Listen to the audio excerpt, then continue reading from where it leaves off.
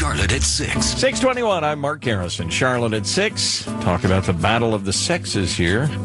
Are women being ripped off by the pink tax? That's what they call it when women pay more for the same products that men do, like razors or clothes. Ford magazine out with an article. Pair of women's Levi 501 jeans, 46% more than the men's version.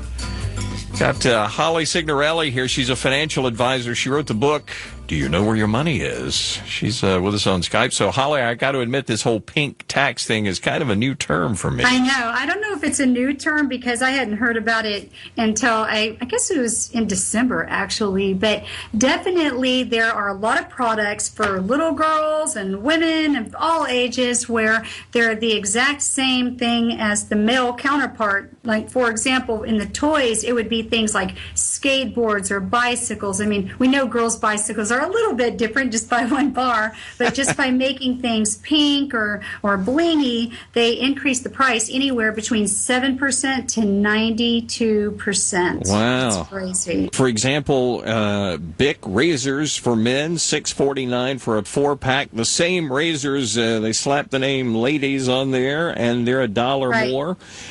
Some Schick cartridges for men, $15.49. Identical cartridges for women, $5 more. Yeah, and the key thing is identical, because for women to shave their legs, it's a more complicated razor. It really, really is, because, I mean, you can, just the way the shape of your legs are. But we're talking about identical things, like you're saying, like just a Bic razor, not a Venus fancy curvy razor. And a lot of the things that cost more money just have a fancier package, like a kind of a liquid soap, but it's in a curvy bottle. And the truth is, from an emotional standpoint, girls and women really are more emotional about spending most of the time. I know there'll be a few people out there to say, no, I'm not emotional. My husband is when he buys things. But statistically, women are drawn to color, and they're drawn to like fancy packages or really nice tops that have gold rims around them, things like that. So the corporations are just simply taking advantage of that supply and demand factor. So there's other things too, like dry cleaning. Dry cleaning for women is like 92% higher. I'm just talking about a shirt versus a shirt. You know, like $5 for a woman and might be $2, $3 for a man. I guess if you were willing to use some men's products, you could save a little money. Well, I think so. I think there's a lot of these things that are the same, and there's a lot of things that don't have scents to them, like when the smells to them, like deodorant, you might want a more flowery smell. And, you know, we have the Axe commercials for the men. You know, women don't want to